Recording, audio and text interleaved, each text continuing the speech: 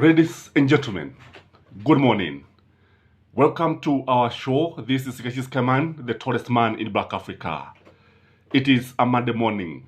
Ni Siku ya Kiama, the judgment day.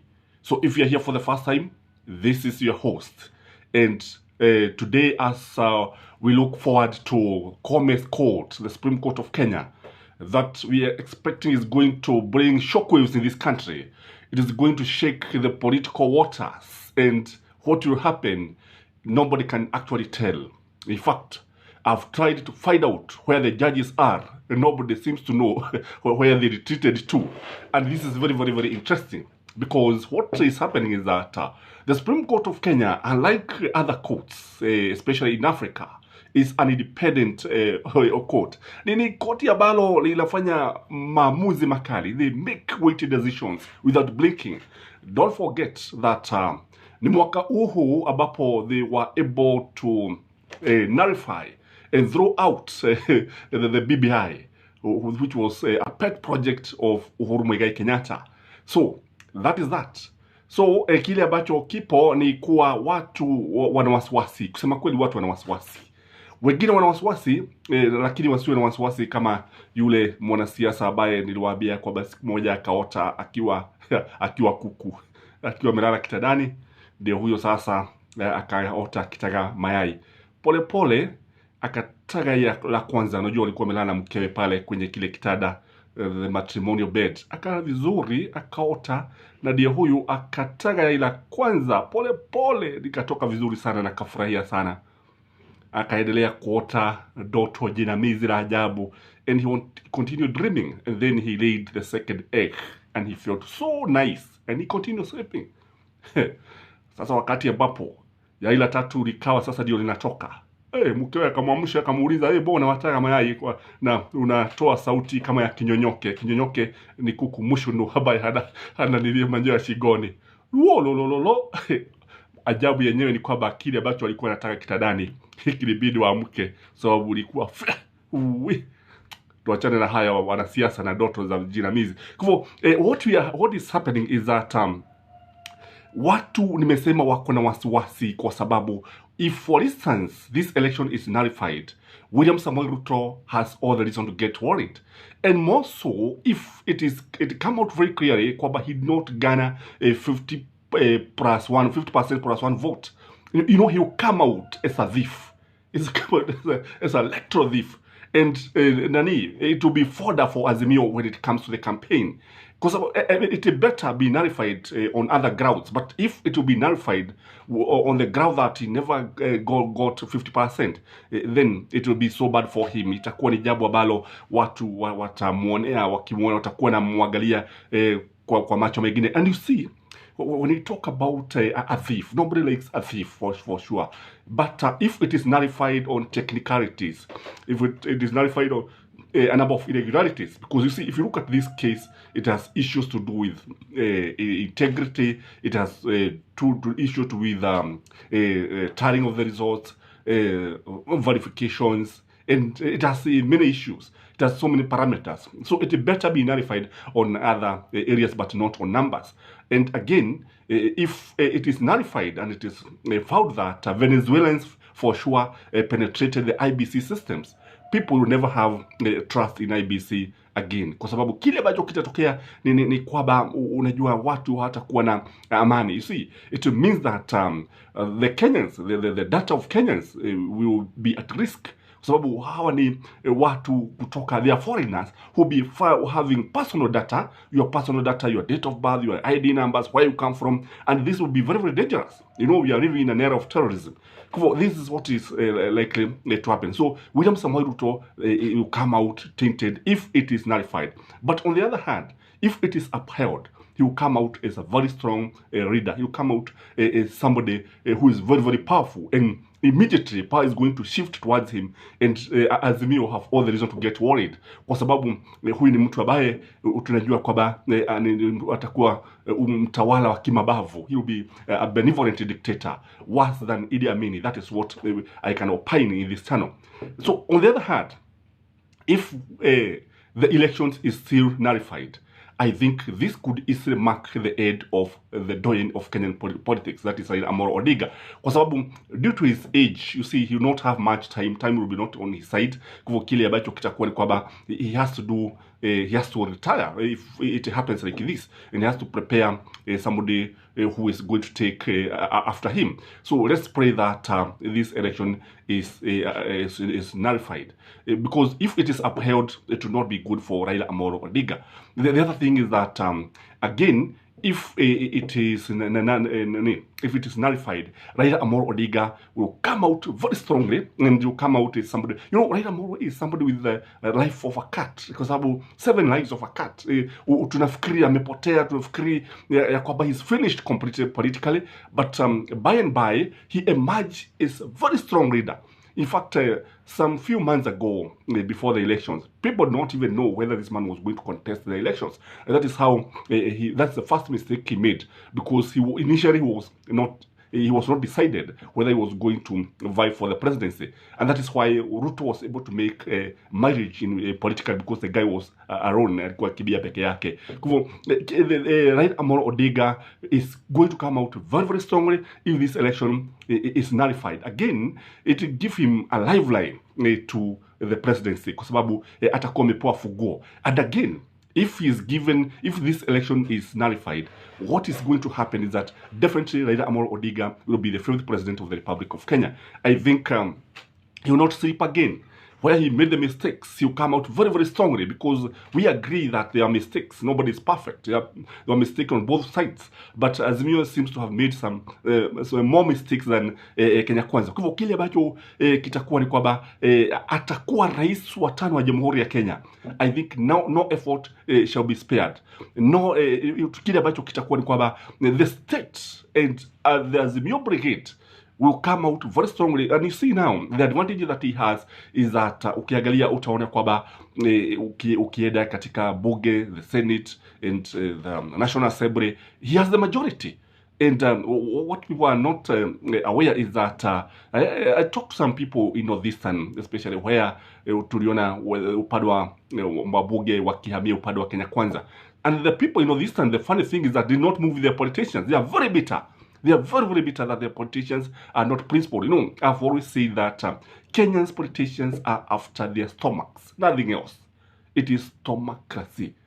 Kwamba what they want ni ku matuba yao, kwa sababu ni matuba yasiyoshiba. There are people who eat the chicken and the eggs without caring. And the reason why they fight to go to parliament is just to steal the taxes, our taxes. There is no other reason.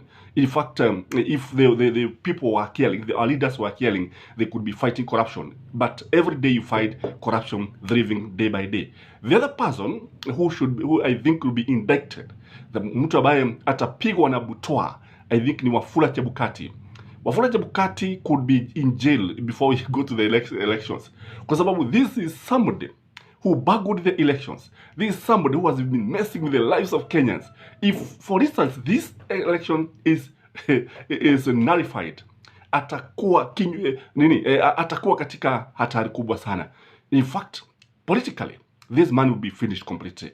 And even financially, kwa sababu kile ambapo atakuwa ni kwamba he will be fighting court battles. And this will be draining his ill-gotten accounts, because I don't think huyu mtu will come out untainted, kwamba midomo yake itatokea ikiwa imejaa damu kama ya fisi ambaye amepatikana akila buzi. Because this is something that people have been asking. This man has been bugging the elections in 2017. The judiciary, the Supreme Court judges, hakuna kitu ambacho walimfanyia. They did not even come up with orders to stop this man from doing what is happening, because that is what is likely to happen. Even the other 4 commissioners, I think they may come out as heroes and heroines if this election is nullified, because you see kile ambacho kitakuwa ni kwamba watakuwa ni watu wanaonekana ambao wanajua ukweli, wanatetea haki, and so on and so forth. Again, when you look at Uhuru Muigai Kenyatta, allow me just to take a sip. Thank you. Uhuru Muigai Kenyatta again. Uhuru Muigai Kenyatta will come out stronger also, because you see, Raila Amolo Odinga is portrayed as his project.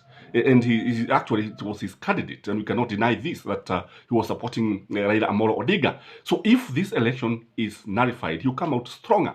And you see now, he has not been talking much because you see, to avoid maybe contradicting the person who will take after him, also to avoid like his interfering with the courts. And again, he delivered, but he has been creating a suspense. You know, if you become scarce, the more scarce a commodity is, the more expensive it is. So his presence is now being valued. When he talk, that is why you see people listening what he's going to say. Unlike in the past, wakati ambapo walikuwa wanatokea karibu kila siku, watu walikuwa wameshamzoea. So what I think is that Uhuru Muigai Kenyatta, again, if this election is upheld, if William Samoei Ruto's election is upheld, he'll come out as a weaker person, a weaker president, somebody who made a choice and went wrong and went haywire, somebody who supported a candidate and failed.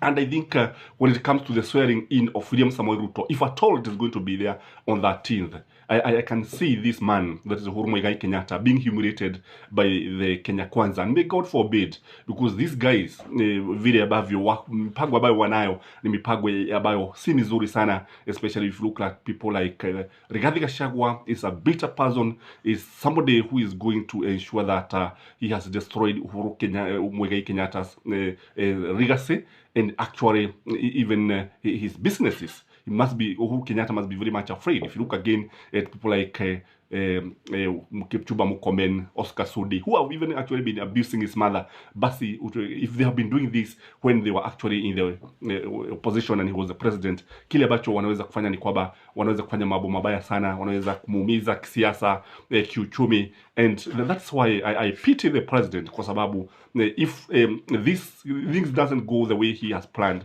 then he will have made a big mistake of not ensuring that Raila won these elections.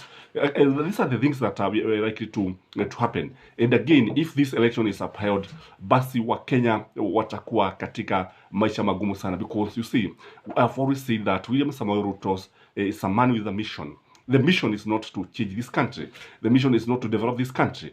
The mission, I think, is to enrich himself together with his brigades. And the reason why I think most of the politicians from Mount Kenya are supporting him is because they think that they are going to leap in his government. And I also understand that there's a temporary list of cabinet secretaries and principal secretaries who have been named, and majority of these are said to come from Mount Kenya and Rift Valley. And I think the other tribes have all the reason to get worried if this man becomes the president. So what the judges will rule will be very, very interesting for historians, because they know that they have a big part to play, they have a big role to play, because once the history of this country is written, their judgment will occupy a big chapter. And again, what I can opine is that even if this election is nullified, Raila Amolo Odinga will not come out as a loser. He'll come out as somebody who has fought for this country, because you see already he has so many awards in his basket. His basket is full of rewards. For this man has fought for democracy. So you can see the democracy trophy in his basket. Again, this man fought for the 2012 constitution, the most vibrant constitution in Africa. That's why we are talking like this. I don't know where it would be now, even people in the social media.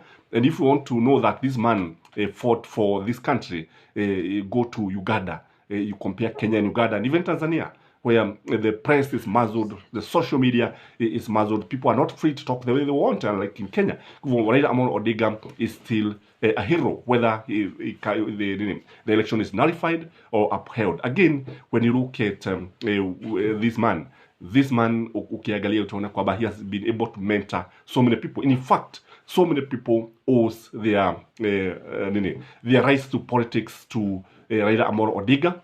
And the funny thing that these people have always been betraying him without caring.